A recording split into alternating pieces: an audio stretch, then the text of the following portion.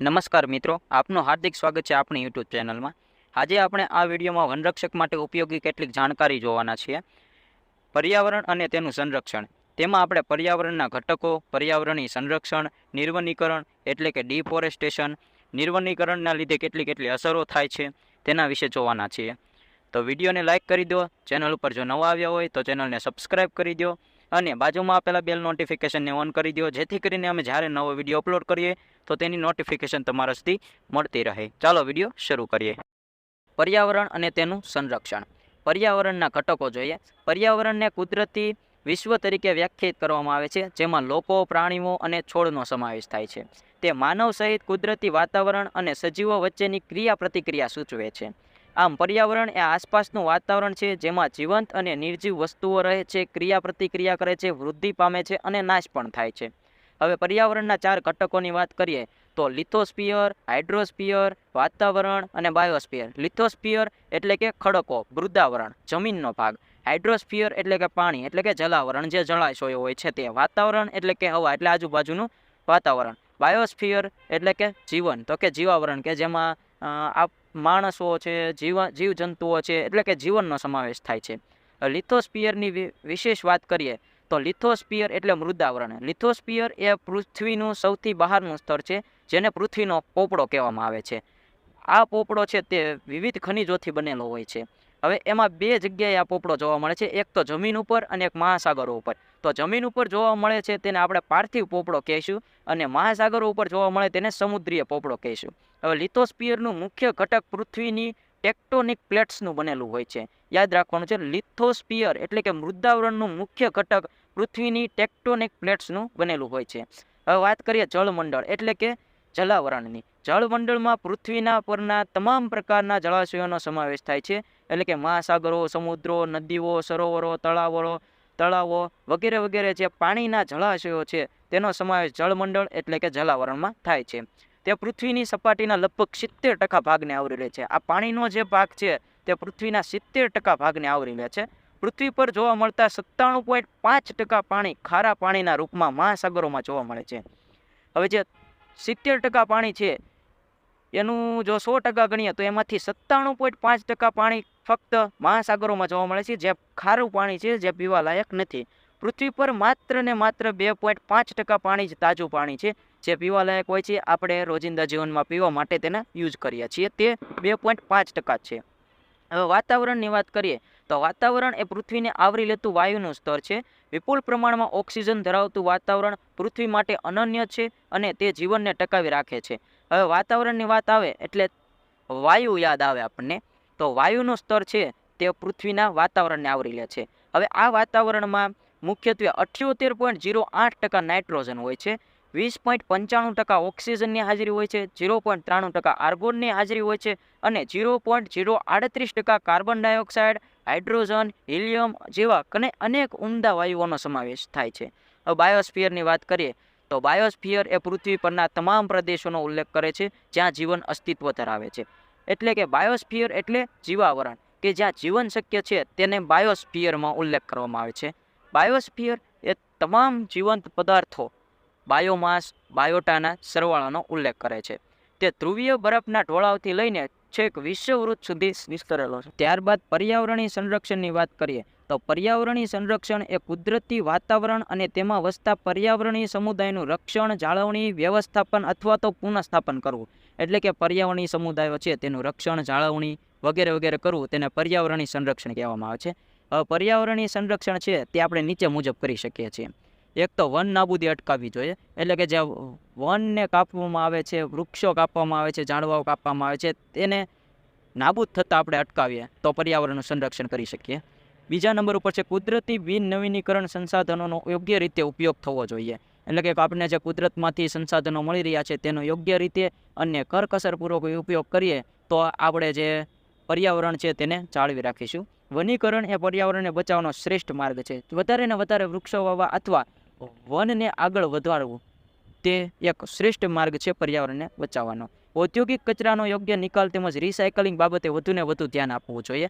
ઔદ્યોગિક જે કચરો આપણે બહાર કાઢ્યા છીએ અથવા તો એ કચરાને રિસાયકલિંગ કરીને ફરીથી યુઝ કરવો તે પણ પર્યાવરણ સંરક્ષણ માટે કહી શકાય. રાષ્ટ્રીય કાયદાઓ અને નિયમો તેમજ આંતરરાષ્ટ્રીય કાયદા અને આંતરરાષ્ટ્રીય સ્તરે સ્વીકૃત રાસાયણિક પદાર્થો બાબતના નિયંત્રણના ધોરણોનું પાલન કરવું જોઈએ. એવા કાયદાઓ બનાવવા જોઈએ કે પર્યાવરણને જો નુકસાન કરે તો એના માટે કોઈક સજા રાખવી જોઈએ. પ્રદૂષણ નિવારવું જોઈએ. વિવિધ પ્રકારના પ્રદૂષણો થાય છે તેને અટકાવવા જોઈએ. પર્યાવરણના સંરક્ષણ માટેની જનજાગૃતિ લાવવી જોઈએ.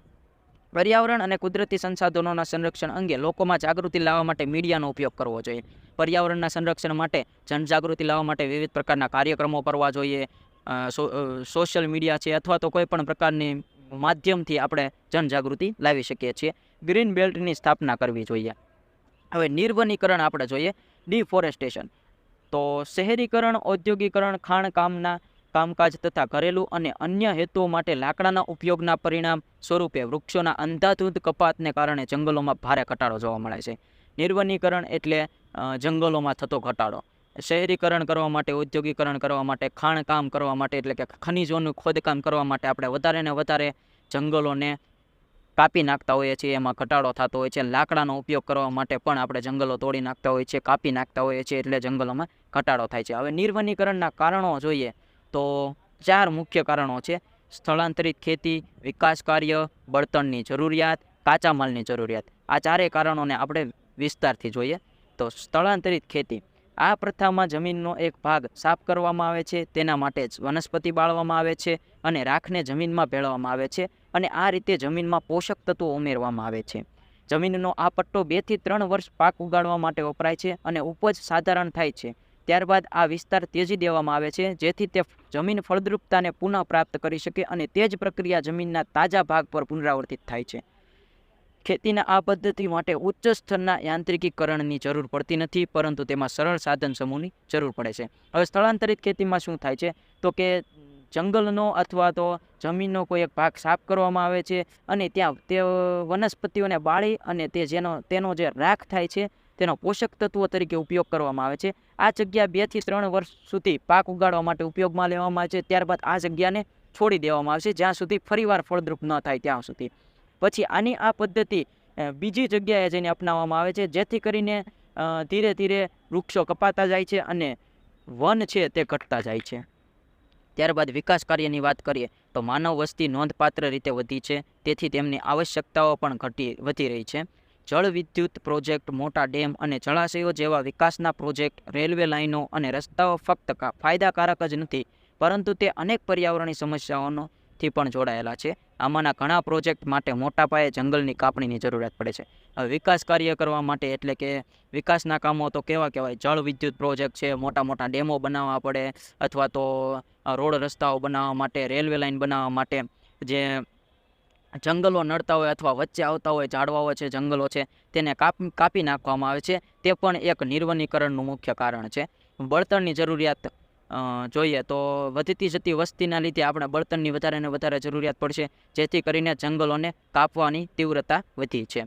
ત્યારબાદ કાચા માલની જરૂરિયાત, તો આપણે કાગળ, પ્લાયવુડ, ફર્નિચર, માચીસની દિવાસળીઓ, ખોખા વગેરે વગેરે બનાવવા માટે લાકડું છે તેને કાચા માલ તરીકે ઉપયોગ કરીએ છીએ અને એ લાકડું આપણને મળે છે વૃક્ષોમાંથી, જંગલોમાંથી.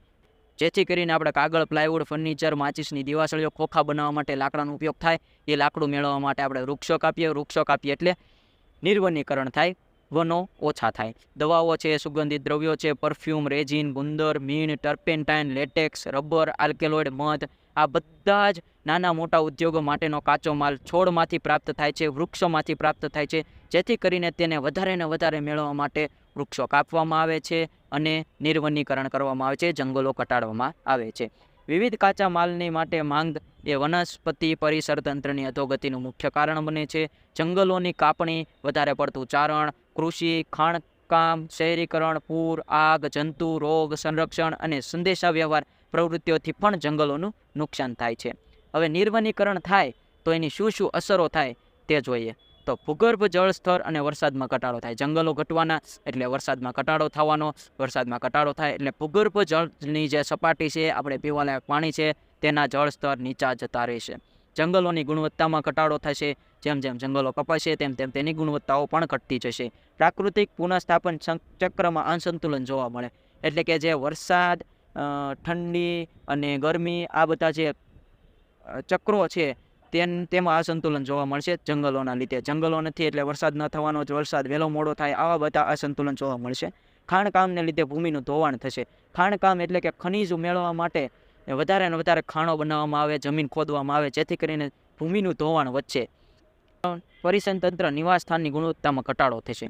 એટલે કે જો જંગલો કપાશે એટલે પર્યાવરણને નુકસાન થશે. પર્યાવરણને નુકસાન થશે એટલે આપણે નિવસન તંત્ર છે તે ખોરવાઈ જશે, આજુબાજુનું વાતાવરણ ખરાબ થઈ જશે. આવી ઘણી બધી નિર્વનીકરણને લીધે અસરો જોવા મળે છે. એટલે આપણે પર્યાવરણનું સંરક્ષણ કરવું જરૂરી છે. તો મિત્રો, વિડીયો કેવો લાગ્યો તે વિડીયોના કમેન્ટ બોક્સમાં જણાવજો. અને આવી જ માહિતી મેળવવા માટે અત્યારે જ વિડીયોને લાઇક કરી દો, ચેનલને સબસ્ક્રાઇબ કરી દો, બાજુમાં આપેલા બેલ નોટિફિકેશનને ઓન કરી દો, જેથી કરીને અમે નવો વિડીયો અપલોડ કરીએ તો તેની નોટિફિકેશન તમારા સુધી પહોંચતી રહે, તમે વિડીયો જોઈ શકો. આગળના વિડીયોમાં મળીએ, ત્યાં સુધી બાય.